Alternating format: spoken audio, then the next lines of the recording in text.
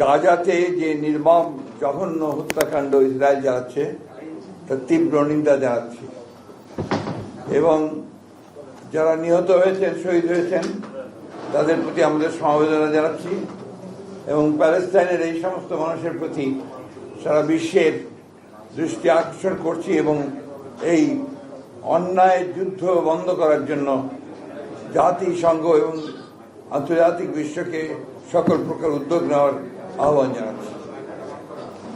সেই সঙ্গে আমরা গতকাল আমাদের যে স্ট্যান্ডিং কমিটির গত পরশু যে মিটিং হয়েছে, সেই সভায় আমাদের স্ট্যান্ডিং কমিটির সদস্য জনাব নজরুল ইসলাম খান সাহেবের স্ত্রী তার ইন্তেকালে আমরা গভীর শোক প্রকাশ করেছি, আমরা সেটা আপনাকে জানাচ্ছি। একই সঙ্গে ইতিপূর্বে স্থায়ী কমিটির আলোচনায় আমাদের সিনিয়র ভাইস প্রেসিডেন্ট, দেশের বরেণ্য রাজনৈতিক নেতা আব্দুল্লাহ নোমান সাহেবের মৃত্যুতে আমরা গভীর শোক প্রকাশ করেছি। আজকে যে বিষয়ে আমরা আপনাদের সঙ্গে কথা বলবো, এটা অত্যন্ত গুরুত্বপূর্ণ বিষয়। প্রিয় সাংবাদিক ভাই ও বোনেরা, আসসালামু আলাইকুম।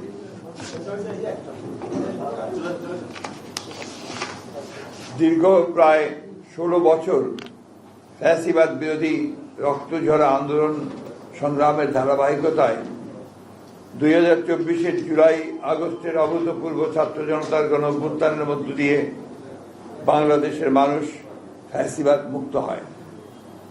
গণ অভ্যুত্থানের আকাঙ্ক্ষা অনুযায়ী সাম্য, মানবিক মর্যাদা, সামাজিক ন্যায় বিচার ভিত্তিক এবং বৈষম্যহীন একটি শক্তিশালী গণতান্ত্রিক রাষ্ট্র বিনির্মাণের প্রত্যাশা পূরণের জন্য দেশের জনগণ অপেক্ষমান।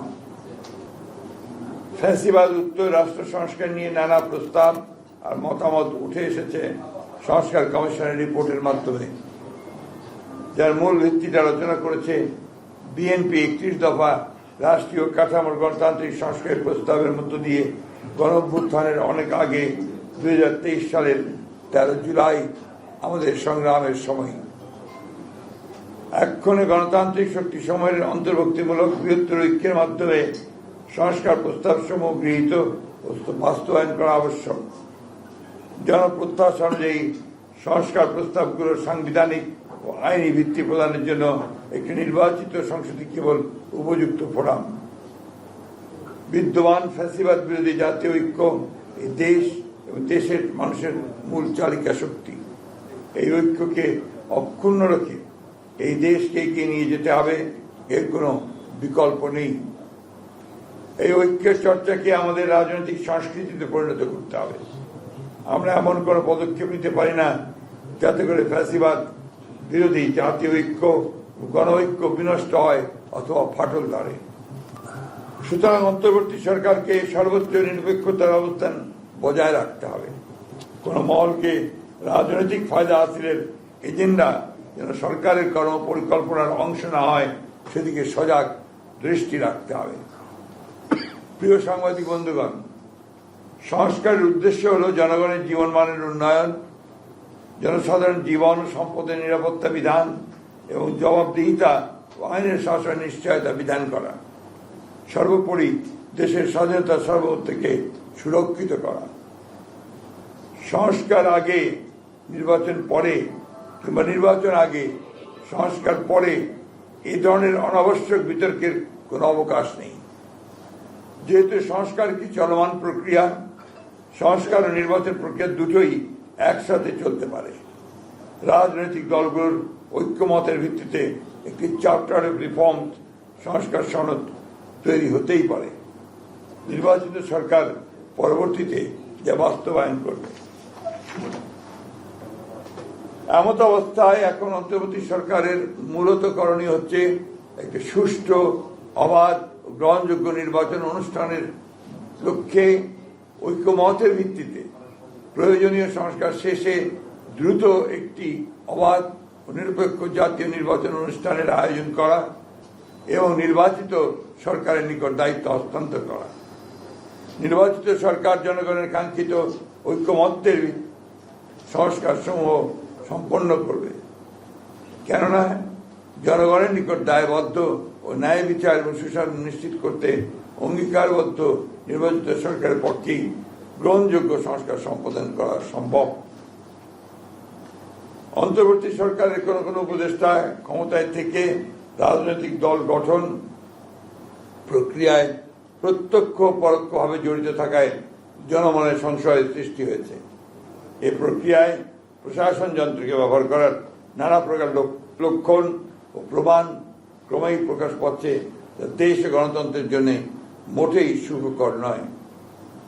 প্রিয় সাংবাদিক ভাই ও বোনেরা, জাতীয় ঐক্যমত্য কমিশন কর্তৃক প্রেরিত স্প্রেডশিটে যে অপশন পছন্দগুলোর ঘরে ঠিক চিহ্ন দিতে বলা হয়েছে, তাতে একটি বিষয় প্রতিবাদ হয়েছে যে বিষয়গুলো প্রস্তাব আকারে আসতে পারত, তা প্রস্তাব না রেখে লিডিং কোশ্চেনের আকারে হ্যাঁ বা না উত্তর দিতে বলা হয়েছে। যেমন প্রস্তাবগুলো গণপরিষদের মাধ্যমে বাস্তবায়ন চাই কিনা হ্যাঁ বা না বলুন, কিন্তু প্রথমে সিদ্ধান্ত আসতে হবে যে গণপরিষদের প্রস্তাবে আমরা একমত কিনা। একইভাবে গণভোট ও গণপরিষদ এবং আইনসভা হিসাবে নির্বাচিত সংসদের মাধ্যমে প্রস্তাবগুলো বাস্তবায়ন চাই কিনা ইত্যাদি হ্যাঁ বা না বলুন। সংবিধানের প্রস্তাবনার প্রিএম্বল মতো অতি গুরুত্বপূর্ণ বিষয় সংস্কার কমিশনের সুপারিশে থাকলেও তাই স্প্রেডশিটে উল্লেখ করা হয়নি। স্প্রেডশিটে 70টির মতো প্রস্তাব উল্লেখ করা হলেও মূল প্রতিবেদনে সুপারিশের সংখ্যা প্রায় 123টির মতো। একইভাবে নির্বাচন ব্যবস্থা সংস্কার কমিশনের মূল প্রতিবেদনের 150টির মতো সুপারিশ তুলে ধরা হলেও স্প্রেডশিটে মাত্র 27টি বিষয় উল্লেখ করা হয়েছে, তার মধ্যে অধিকাংশই সংবিধান সংস্কারের সাথে সংশ্লিষ্ট। তাই আমরা মনে করছি স্প্রেডশিটের সাথে মূল সুপারিশমালার উপর আমাদের মতামত সংযুক্ত করে দিলে বিভ্রান্তি এড়ানো যাবে।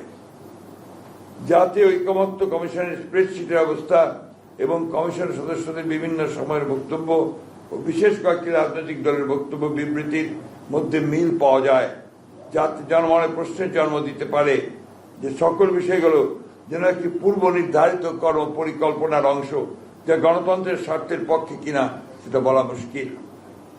সুপারিশমালা সমূহ পর্যালোচনায় প্রতীয়মান হয় কিন্তু ভবিষ্যতে অনির্বাচিত ব্যক্তিদের রাষ্ট্রীয় দায়িত্বে নিয়োগের অযৌক্তিক প্রচেষ্টা রয়েছে, যা অনভিপ্রেত।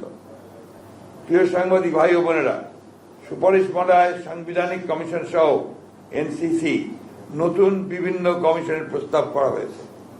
এই সমস্ত কমিশনের এখতিয়ার কর্মকাণ্ডের যে বর্ণনা দেওয়া হয়েছে তাতে মনে করার যথেষ্ট কারণ রয়েছে যে আইন বিভাগ ও নির্বাহী বিভাগকে যথাসম্ভব আন্ডারমাইন করা এবং ক্ষমতাহীন করাই উদ্দেশ্য, যার ফলশ্রুতিতে একটি দুর্বল ও প্রায় অকার্যকর সরকার ব্যবস্থা প্রতিষ্ঠিত হবে।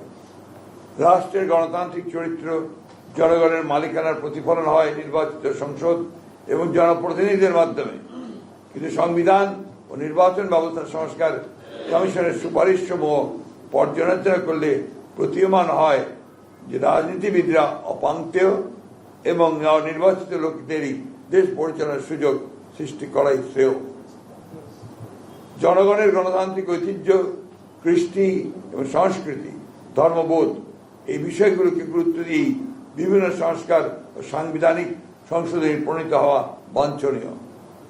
ফ্যাসিবাদ বিরোধী জাতীয় ঐক্যকে সমুন্নত রেখে দীর্ঘ প্রায় 16 বছরের ফ্যাসিবাদ বিরোধী গণতান্ত্রিক আন্দোলন ও জুলাই গণ অভ্যুত্থানের শহীদদের স্বপ্ন ও আকাঙ্ক্ষা অনুযায়ী একটি বৈষম্যহীন রাষ্ট্র ও সমাজ ব্যবস্থা প্রতিষ্ঠা করাই বর্তমান সময়ের সর্বোচ্চ অগ্রাধিকার। বৃহত্তর জাতীয় ঐক্যমত্যের ভিত্তিতে একটি শক্তিশালী গণতান্ত্রিক রাজনৈতিক সরকার প্রতিষ্ঠার জন্য আমাদের সকল প্রকার প্রচেষ্টা পরিচালিত হবে, এটাই জাতীয় প্রত্যাশা। আপনাদের সকলকে ধন্যবাদ। আল্লাহ হাফেজ। বাংলাদেশ জিন্দাবাদ।